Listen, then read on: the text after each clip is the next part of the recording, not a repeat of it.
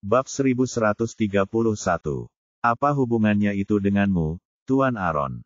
Sekalipun aku menyukainya, kau tidak bisa menjodohkan kami, kan? Aaron tersenyum. Lalu bagaimana kalau aku bisa? Beri aku waktu 2 hari untuk membereskan urusanku, lalu aku akan mengatur kencan untuk kalian berdua.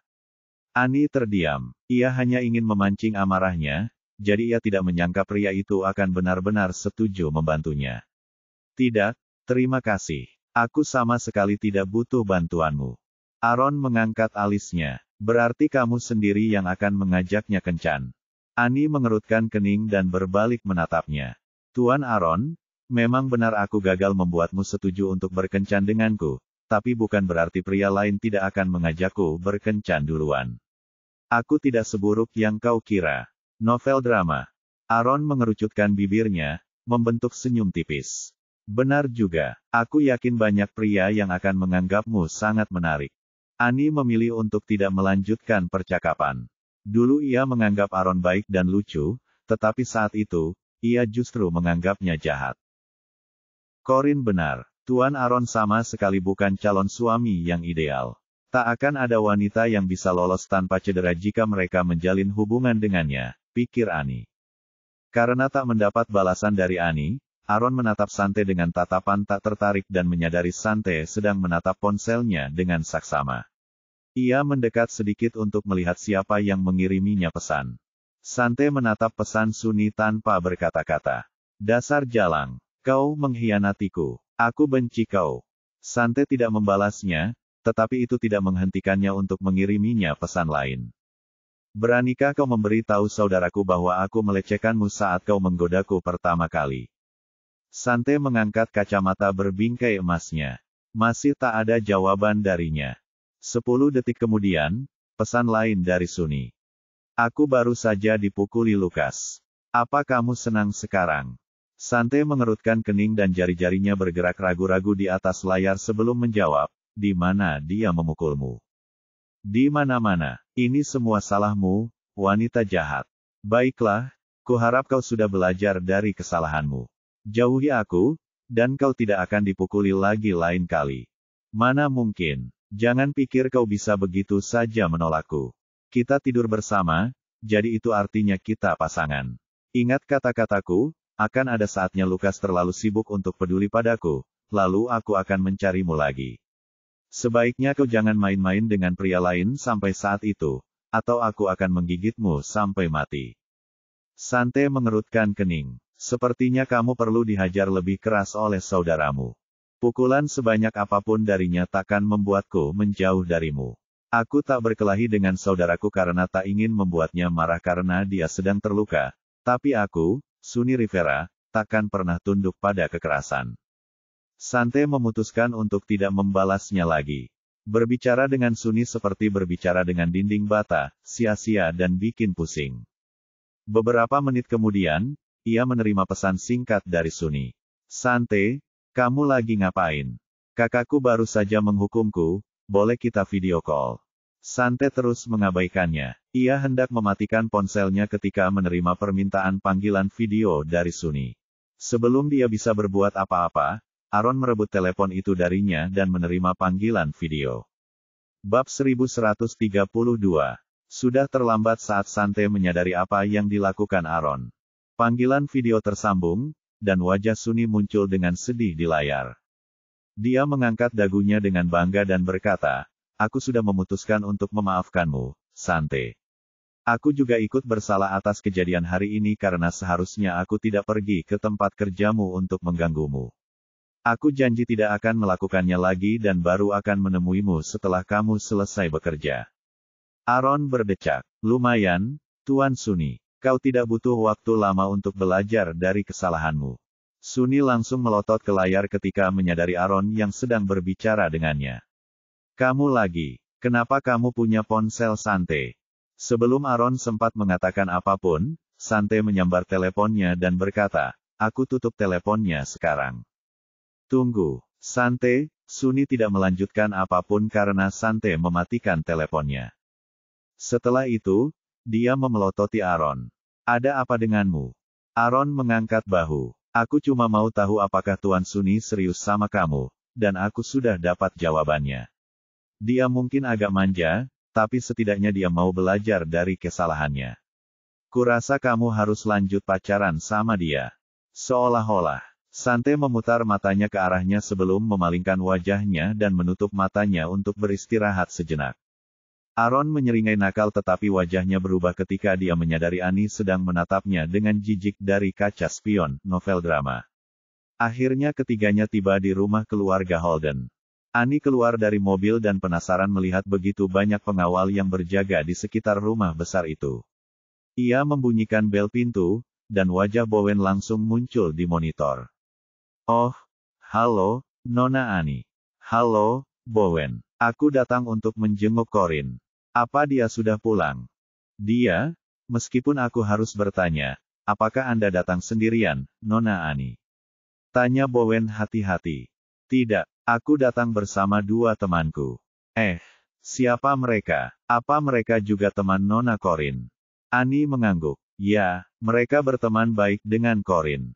Kamu tinggal bilang saja padanya kalau aku sudah membawa Tuan Aaron dan Nona Sante untuk mengunjunginya. Bowen ragu sejenak sebelum menjawab, baiklah, Nona Annie. Mohon tunggu sebentar. Monitor menjadi gelap setelah itu. Bowen pasti pergi untuk meminta instruksi lebih lanjut dari Corin, tapi... Sejak kapan keamanan di sini jadi seketat ini? Aku tidak ingat pernah melihat pengawal sebanyak ini sebelumnya, pikir Annie. Sante dan Aaron juga turun dari mobil. Mereka saling berpandangan ketika melihat para pengawal di sekitar mansion. Setelah beberapa saat, Bowen bersama beberapa pelayan lainnya keluar dengan membawa semacam peralatan keamanan di tangan mereka. Hei Bowen, apakah Corin memberi kita lampu hijau untuk masuk? Tanya Annie. Bowen menatap Sante dan Aaron dengan serius sebelum berkata, Nona Annie, karena kami belum pernah bertemu teman-teman Anda sebelumnya, mereka harus menjalani pemeriksaan keamanan untuk memastikan tidak ada barang berbahaya pada mereka. Baru setelah itu mereka diizinkan bertemu Nona Corin. Annie tercengang. Mereka harus melewati pemeriksaan keamanan. Bab 1133. Pantas saja alat-alat itu terlihat begitu familiar. Sama saja dengan yang dipakai di bandara untuk pemeriksaan keamanan. Tapi, Bowen, perlu nggak? Orang-orang ini dan Corin sudah kenal lama, jadi mereka bukan orang jahat, kata Annie. Nona Annie, kami hanya menjalankan tugas kami. Tuan Jeremy telah memberikan perintah tegas kepada kami untuk melakukan pemeriksaan keamanan terhadap setiap orang yang mengunjungi Nona Corin, tegas Bowen. Baiklah, kata Annie pasrah. Biar kutanyakan pada teman-temanku apakah mereka bisa menerimanya.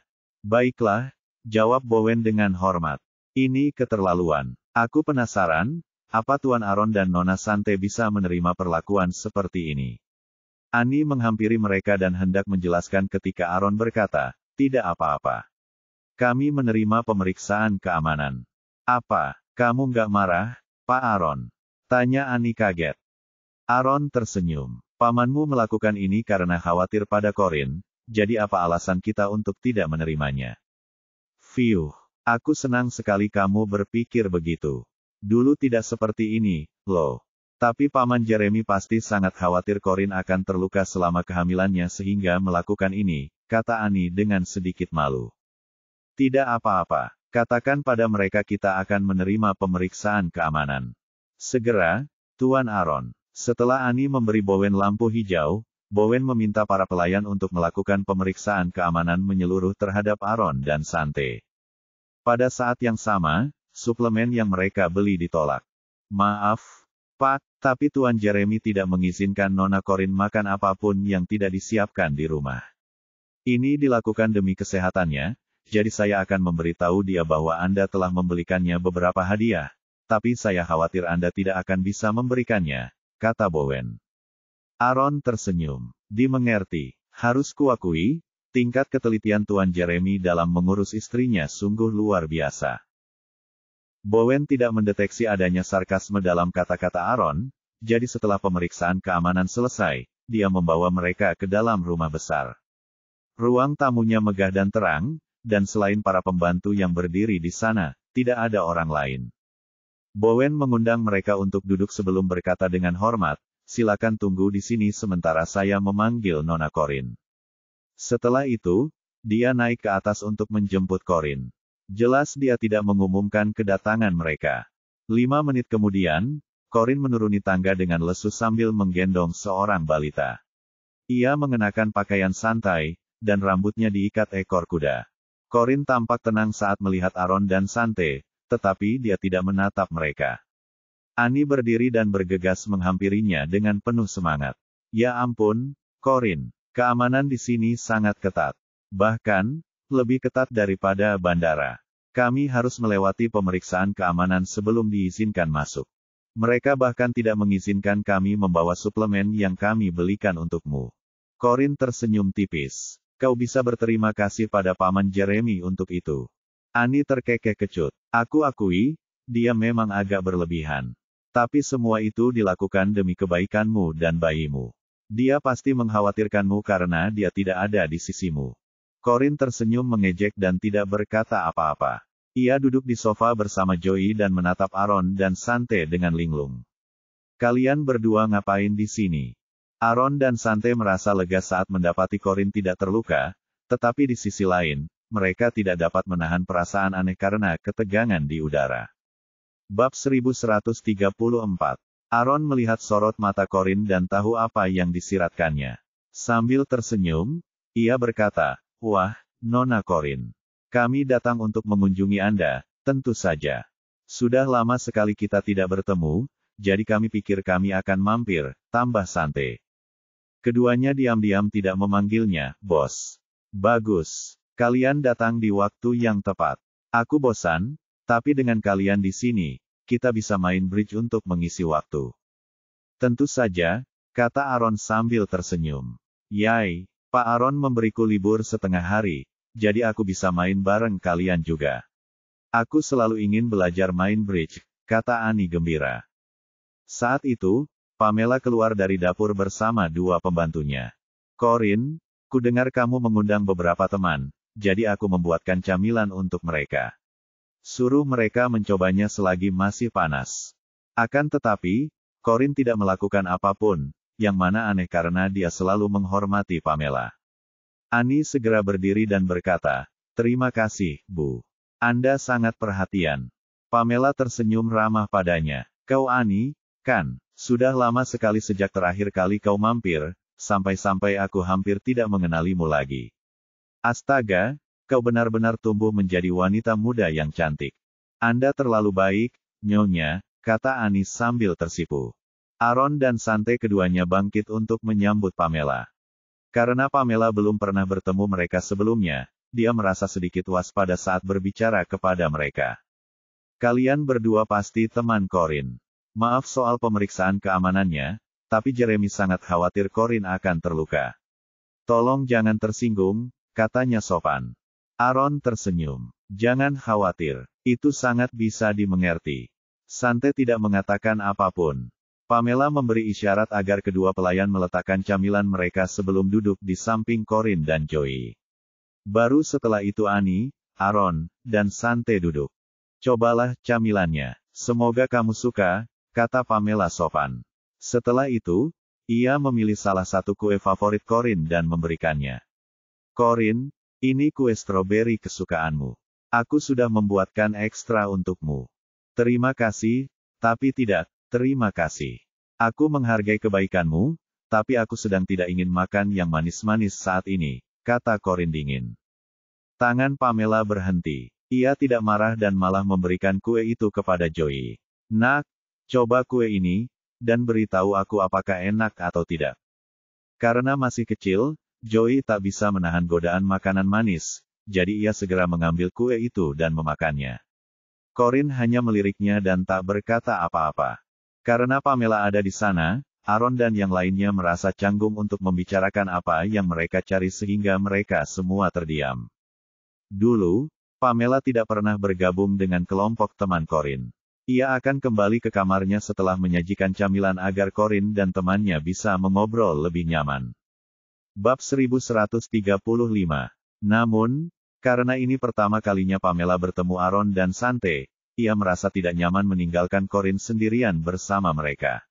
Meskipun ia tahu semua orang terdiam karena dirinya, ia tidak berencana untuk pergi. Aku dengar kalian bilang mau main bridge. Kebetulan itu permainan kartu favoritku. Sayang sekali aku tidak bisa main sesering yang aku mau, jadi kuharap kalian tidak keberatan mengizinkanku ikut, kata Pamela setelah menyesap tehnya. Baik Aaron maupun Sante terdiam sementara Corin duduk diam tanpa ekspresi. Hanya Annie yang tersenyum dan berkata, tentu. Kamu bisa bermain bersamaku karena aku sama sekali tidak tahu cara bermain bridge. Aku akan senang sekali belajar satu atau dua hal dari pemain veteran sepertimu. Tidak masalah. Aku jamin kamu akan jadi profesional di akhir hari. Jadi, kapan kita mulai? Tanya Pamela. Semua orang saling memandang. Akhirnya, Corin berkata, ayo main setelah makan siang. Rasanya kurang ajar kalau teman-temanku main dengan perut kosong, soalnya mereka sudah susah payah datang jauh-jauh ke sini. Pamela tahu dari nada bicara Corin bahwa ia tidak senang. Ia tertawa untuk menyembunyikan rasa malunya, lalu berkata, kau benar. Ayo main setelah makan siang. Jangan khawatir, Corin. Aku tidak akan pernah membiarkan teman-temanmu kelaparan, novel drama. Begitukah? Kukira kalian, Holden, cukup tak tahu malu untuk melakukan apapun. Senyum Pamela membeku. Namun, ia bangkit dan berkata, baiklah, kurasa aku harus ke dapur, senang sekali karena aku akan memasak untukmu sendiri. Tunggu di sini dan mengobrol sebentar. Annie pun ikut berdiri. Nyonya, izinkan saya membantu Anda. Pamela tersenyum dan melambaikan tangannya. Tidak perlu, Annie. Aku akan memanggil para pelayan untuk membantuku. Kau tinggal di sini dan mengobrol dengan Corin. Setelah itu, dia pergi ke dapur bersama para pembantu. Saat dia berjalan melewati Bowen, dia menatapnya tajam. Bowen langsung mengerti maksudnya. Ia mengangguk dan pergi ke ruang tamu untuk berdiri di belakang Corin. Pamela mungkin sudah pergi, tetapi situasinya masih sama seperti sebelumnya. Aaron dan yang lainnya merasa tidak nyaman membicarakan apa yang sebenarnya mereka inginkan dengan Bowen yang mendengarkan, jadi mereka mengobrol ringan saja. Setelah memikirkannya, Corin tiba-tiba membisikkan sesuatu kepada Joey, dan anak laki-laki itu segera turun dari sofa, mengambil salah satu cangkir teh, dan berlari ke suatu tempat. Sambil berbalik, ia bertanya, Bowen, bisakah kau memastikan Joey tidak tersandung dan terluka? Aku sendiri yang akan melakukannya, tapi rasanya tidak sopan meninggalkan teman-temanku. Lagi pula, kau juga tidak ingin Joey mengalami hal buruk, kan? Bayangkan apa yang akan dilakukan Tuan Jeremy kepada para pelayan nanti. Bowen jelas berada dalam posisi sulit. Ia menatap Corin, lalu Joey, yang agak jauh. Salah satu pelayan sudah mengejarnya, jadi setelah memikirkannya, Bowen memutuskan untuk tetap di ruang tamu. Nyonya, pembantu akan mengurus Tuan Joey. Tidak ada yang perlu dikhawatirkan. Mata Corin meredup. Jadi maksudmu, menguping aku dan teman-temanku lebih penting daripada keselamatan Joey?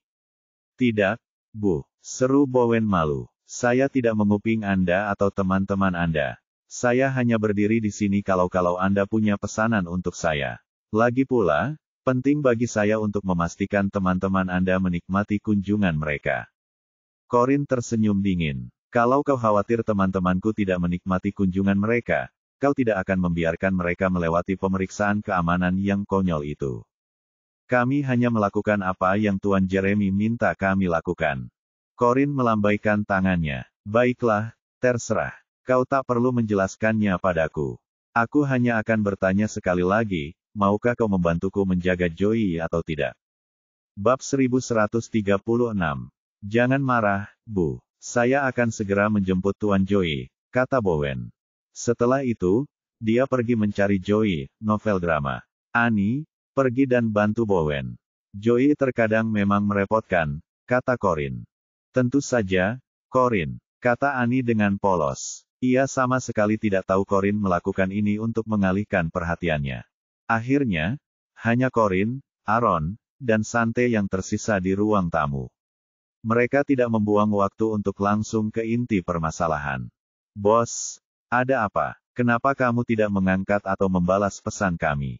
Tanya Sante dengan nada pelan.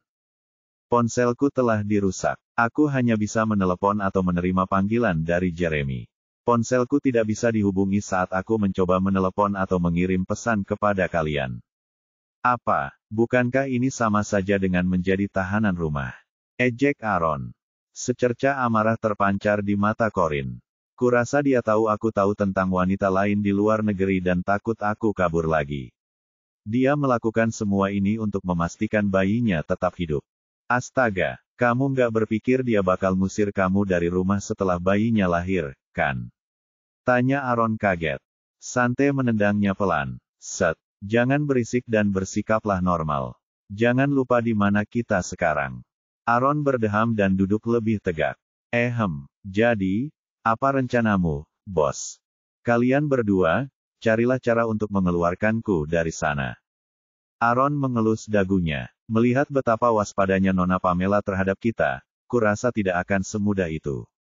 Corin jelas tahu Pamela ada di pihak cucu kesayangannya. Itulah sebabnya ia selalu mengawasi setiap gerakan agar Corin tidak bisa keluar rumah begitu saja. Aku tidak bilang keluarkan aku hari ini. Cepat, salah satu dari kalian beri aku ponselmu agar aku setidaknya bisa menghubungi dunia luar. Aaron menyikut Sante. Sante, kamu yang lakuin. Aku butuh ponselku. Sante meliriknya dengan dingin. Aku juga butuh ponselku. Tinggalkan ponselmu. Corin mengerutkan kening. Ada apa ini? Kalian berdua seharusnya menawarkan diri agar aku bisa menggunakan ponsel kalian. Sante pasti sudah memberikan ponselnya kepada Corin kalau bukan karena Sunny. Ia takut bosnya akan tahu tentang hubungan mereka setelah membaca semua pesan tak masuk akal yang dikirim Sunny. Ia mengeluarkan ponselnya dan menghapus semua riwayat obrolan sebelum memberikannya kepada Corin. Corin cepat-cepat memasukkan ponselnya ke saku. Nanti juga, bersikap baiklah pada Nona Pamela. Dia akan lengah kalau kau bisa membuatnya senang. Setelah itu, dia pergi ke dapur untuk memeriksa Pamela. Dapurnya luas dan dipenuhi sinar matahari alami. Meskipun Pamela bilang ia akan memasak sendiri, para staf tidak berani membiarkannya. Akibatnya, perempuan tua itu hanya berperan sebagai pengawas. Semua pelayan membungkuk hormat ketika mereka melihat Corin masuk. Bab 1137. Pamela terkejut melihat Corin di dapur, novel drama. Corin, ngapain kamu di sini? Nggak mau nongkrong bareng teman-temanmu? Nanti aku kabarin kalau makan siang sudah siap. Corin tersenyum. Tidak apa-apa, mereka akan baik-baik saja sendiri. Aku datang untuk melihat apakah kamu butuh bantuan. Pamela melambaikan tangannya. Tidak apa-apa, aku punya banyak bantuan di sini. Kamu harus keluar dari dapur. Semua asap dan minyak ini tidak baik untuk bayi. Corin menunduk dan mengelus perutnya. Nenek sayang banget sama bayi ini, iya. Tentu saja, jawab Pamela tulus. Bagaimana mungkin aku tidak peduli pada cicitku? Corin tersenyum tipis. Apakah itu berarti kau tidak akan peduli padaku setelah bayinya lahir? Pamela agak terkejut dengan pertanyaan itu. Ia segera memegang tangan Corin dan berkata, apa semuanya baik-baik saja? Kenapa kau berpikir begitu? Corin tersenyum kecut. Aku tak bisa berhenti berpikir bahwa aku hanyalah mesin persalinan bagi keluarga. Aku tak lagi punya kebebasan atau hak bicara dalam hidupku. Tapi Corin, kami juga baik padamu sebelum kamu hamil. Hanya saja, kami tak bisa berhenti mengkhawatirkan bayi itu setelah apa yang terjadi dengan Anya dan semuanya. Aku ingin bisa menggendong cicitku sebelum aku meninggal, tapi aku tak pernah sekalipun berpikir kau hanyalah mesin persalinan, jelas Pamela dengan sabar. Corin masih menunduk. Tetap saja, aku merasa kau dan Jeremy sudah berubah. Pamela meremas tangan Corin. Memang benar Jeremy sibuk beberapa minggu terakhir ini, tapi aku janji akan mengajaknya menghabiskan waktu bersamamu begitu dia kembali. Corin menarik tangannya. Karena kamu tidak butuh bantuanku, aku akan kembali ke ruang tamu. Setelah itu, dia berjalan keluar dapur dengan lesu. Pamela merasa sakit hati melihat Corin seperti itu, jadi dia memanggilnya, Corin, tunggu. Corin berhenti sejenak dan berbalik. Ya, Nek. Pamela bangkit dan mengelus wajah Corin dengan sedih. Hormon kehamilan pasti membuatmu lebih sensitif dari biasanya. Tapi jangan khawatir, aku jamin Jeremy mencintaimu. Aku tahu kau marah padanya karena menahanmu di tahanan rumah, tapi dia melakukan itu hanya untuk memastikan kau aman. Aku punya ide. Kalau cuacanya bagus besok, aku akan pergi denganmu. Para pengawal tidak akan pernah berani menghentikanku. Ayo kita pergi kemanapun kau mau. Benarkah, Nek? Tanya Corin gembira. Ia mendapatkan apa yang diinginkannya. Tentu saja. Kapan aku pernah berbohong padamu? Kata Pamela serius. Oh, terima kasih, terima kasih. Padahal, aku belum kepikiran mau pergi kemana. Aku benci banget rasanya kalau ada yang mengawasi setiap gerak-gerikku. Nanti aku kasih tahu kemana aku mau pergi setelah aku memutuskan. Aku mengerti. Jeremy terkadang bisa sangat cerewet. Aku akan menceramahinya nanti setelah dia kembali, jadi nikmati saja waktumu bersama teman-temanmu, ya. Aku akan kabari kamu kalau makan siangnya sudah siap. Corin mengangguk patuh, tetapi saat dia berbalik, dia berubah kembali menjadi dirinya yang dingin dan tenang. Sebegitu marahnya ia karena kebebasannya dirampas, ia tahu ia tak bisa mengandalkan siapapun di keluarga Holden untuk membantunya. Mereka jelas-jelas sependapat. Maka, ia pun terpikir untuk menggunakan pendekatan yang lebih halus agar Pamela mau membawanya keluar. Dengan begitu, akan lebih mudah baginya untuk melarikan diri. Dia sudah benar-benar menyerah pada Jeremy sampai-sampai dia bersedia menyerahkan posisi Nyonya Holden kepada wanita di luar negeri. Bab 1138. Sante adalah satu-satunya orang di ruang tamu saat Corin kembali. Dia duduk di sebelahnya dan bertanya, "Di mana Aaron?" Sante menunjuk dengan dagunya keluar, yang dapat dilihat melalui jendela dari lantai sampai ke langit-langit. Corin melihat ke arah yang ditunjuknya dan melihat Aaron dan Annie sedang bermain dengan Joey di halaman. "Kupikir Aaron tidak suka anak-anak," kata Corin dengan mata menyipit. Sante mengangkat kacamata berbingkai emasnya. "Dia tidak. Dia hanya berpura-pura." Mengapa dia melakukan hal itu? Pada saat itu, Corin melihat Aaron mengulurkan tangan untuk membantu Annie menyingkirkan beberapa daun yang jatuh di rambutnya. Annie secara naluriah mundur, meskipun ia mengucapkan terima kasih. Setelah itu, ia hanya memusatkan perhatiannya pada Joey. "Aaron masih mengejar Annie?" tanya Corin sambil mengerutkan kening. "Dugaanku, dia mau tak mau mengejarnya. Dia terjerumus terlalu dalam dari yang kita duga," jawab Sante bijak. "Apa maksudmu?" "Kami menyaksikannya tumbuh dewasa, jadi kami tahu betapa hebatnya dia. Dia belum pernah seperti itu sebelumnya. Begitu pula, belum pernah ada gadis yang serius dengannya sejak mereka semua mendengar reputasinya. Pepatah, yang sejenis menarik yang sejenis sangat tepat untuknya. Maksudku, tidak ada gadis baik yang akan menyentuhnya dengan tongkat sepanjang 3 meter. Tidak ada gadis baik kecuali Annie. Dia baik, jujur, dan naif. Kurasa dia mulai jatuh cinta padanya setelah Annie terus membawakan makanan rumahan untuknya setiap hari. Lagi pula, tidak ada gadis yang pernah memperlakukannya dengan hormat atau mengejarnya seperti Annie. Bahkan, kurasa dia pasti akan meminta Annie menjadi pacarnya jika kau tidak menghentikannya." "Mana mungkin. Memangnya kenapa kalau dia minta Annie jadi pacarnya? Apa dia ada niatan menikahinya?" tanya Corin dengan perasaan yang agak campur aduk. "Tentu saja tidak," jawab Sante tanpa ragu. "Kau tahu betul dia pendukung anti pernikahan." "Baiklah, baguslah aku menghentikannya karena Annie punya rencana menikah suatu hari nanti," kata Corin. Setelah kejadian itu, ia mulai memiliki pandangan yang lebih negatif terhadap hubungan. Annie sangat terluka oleh mantan tunangannya yang brengsek, dan dia tipe orang yang ingin menikah setelah berpacaran. Dia tidak sanggup lagi terluka untuk kedua kalinya. Itu sebabnya aku melarang Aaron mendekatinya. Sante mengangguk sambil berpikir. Jenis putus cinta yang paling menyakitkan adalah ketika kau ditinggalkan di altar tanpa penjelasan apapun. Bahkan, itu akan selamanya mewarnai semua hubungan setelahnya.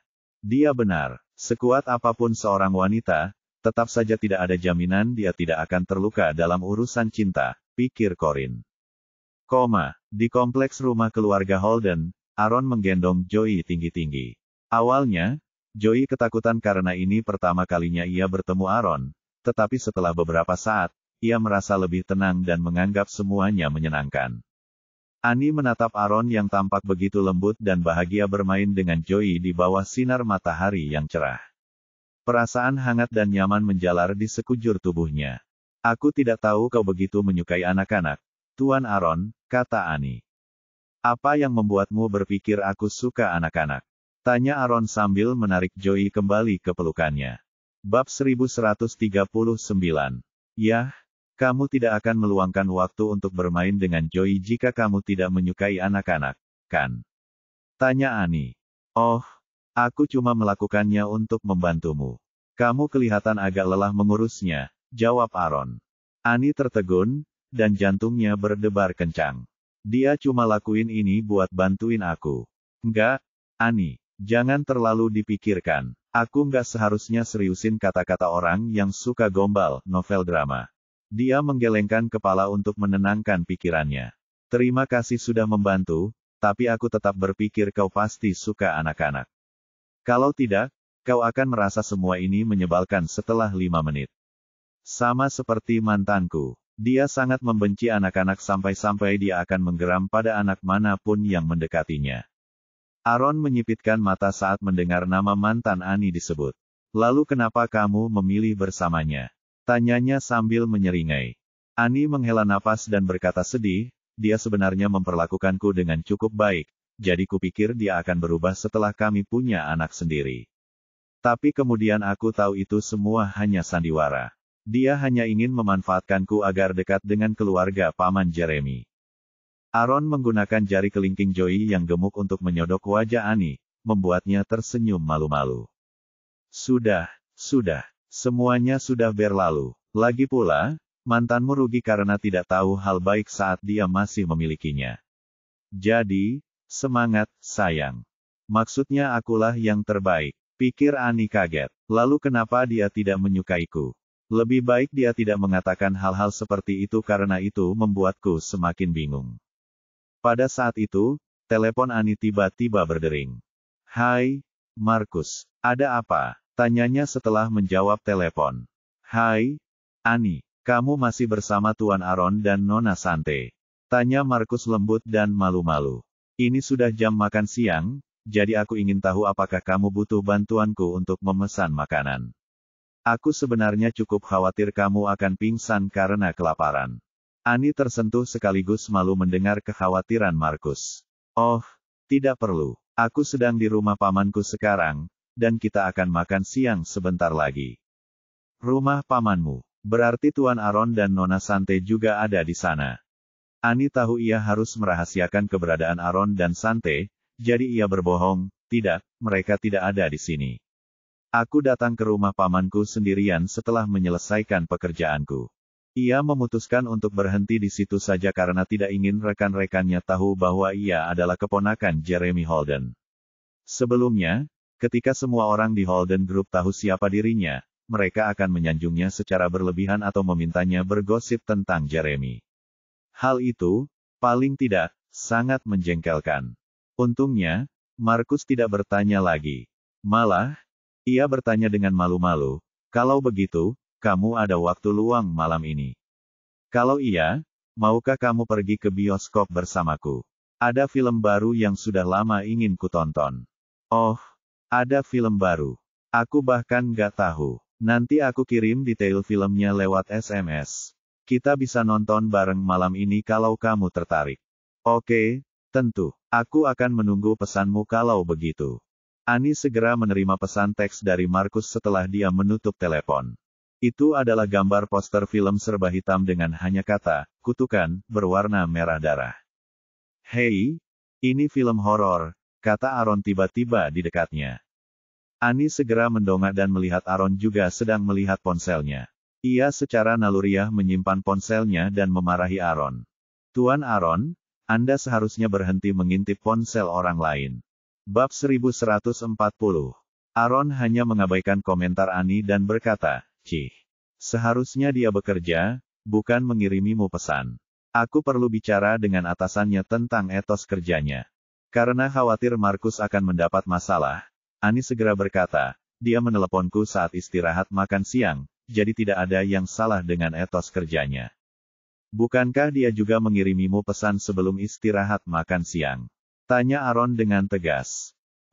Dia perlu bertanya sesuatu tentang pekerjaan. Cuma beberapa menit saja. Aaron menyipitkan mata curiga. Kau benar-benar protektif padanya. Berarti kau mau kencan nonton film dengannya. Annie tampak ragu. Aku masih memikirkannya, katanya datar. Aku tidak tertarik dengan film horor. Lagi pula, bagaimana kalau aku berteriak terlalu keras di depannya? Itu akan sangat memalukan. Aaron menyeringai. Kalau begitu, kenapa kau tidak ikut denganku? Aku tak sabar melihatmu menjerit, novel drama. Annie tertegun. Ia merasa salah dengar. Tuan Aaron, Anda mengajak saya menonton film. Aaron mengangguk percaya diri. Ya, kau boleh memelukku kalau takut. Aku tidak keberatan dimanfaatkan olehmu. Bibir Annie berkedut. Lelukonmu sama sekali tidak lucu. Dia benci bagaimana dia menggodanya setiap ada kesempatan, itu membuatnya sangat sulit melupakannya. Kenapa dia harus begitu seksi? Tidak, Annie, ini tidak akan berhasil. Kamu tidak bisa terus seperti ini. Dia segera membawa Joey menjauh dari Aaron. Terima kasih, Tuan Aaron, sudah membantuku mengurus Joey. Tapi aku lapar sekarang, jadi kita masuk dulu untuk melihat apakah makan siang sudah siap. Setelah itu, dia mulai berjalan kembali ke rumah besarnya. Aaron berlari kecil mengejarnya dan bertanya terus-menerus, jadi, kamu mau nonton film bersamaku? Tidak, aku tidak mau. Detak jantung Annie semakin cepat, begitu pula langkahnya. Ia tak tahan lagi dipermainkan Aaron. Makan siang sudah siap saat Annie kembali ke rumah besar. Kau datang di waktu yang tepat, Annie. Aku baru saja akan meminta pelayan untuk memanggilmu masuk. Sini, duduklah. Kuharap kau bisa menikmati makanan yang kau suka, kata Pamela ramah. Aku yakin begitu, kata Annie sopan sebelum duduk di sebelah Corin dengan Joey masih dalam pelukannya. Saat Joey melihat Corin, dia mengulurkan tangan gemuknya untuk meminta Corin menggendongnya. Corin dengan mudah merebutnya dari tangan Annie. Meskipun mereka berdua tidak memiliki hubungan darah, ia tahu betapa ia membutuhkannya, jadi ia pun menuruti permintaannya. Annie, Aaron, dan Sante bukan satu-satunya tamu di sana karena para pelayan telah meminta Francine dan Chester untuk bergabung dengan yang lain untuk makan siang. Suasana pun cukup ramai, bisa dibilang. Greg tidak peduli dengan kebisingan, jadi ia meminta para pelayan untuk membawakan makan siangnya ke kamarnya. Pamela duduk di ujung meja, dan sepanjang makan siang, dia dengan sopan mendorong semua orang untuk makan lebih banyak sambil menumpuk makanan di piring Corin. Meski begitu, Corin tidak makan banyak karena ia sendiri yang memberi makan sebagian besar makanan kepada Joey. Melihat hal ini, Pamela menawarkan diri untuk menjaga Joey agar Corin bisa makan dengan tenang, tetapi Joey tidak mengizinkan siapapun menyuapinya. Karena itu, Pamela tidak punya pilihan selain menyerah dan membiarkan Corin memberinya makan.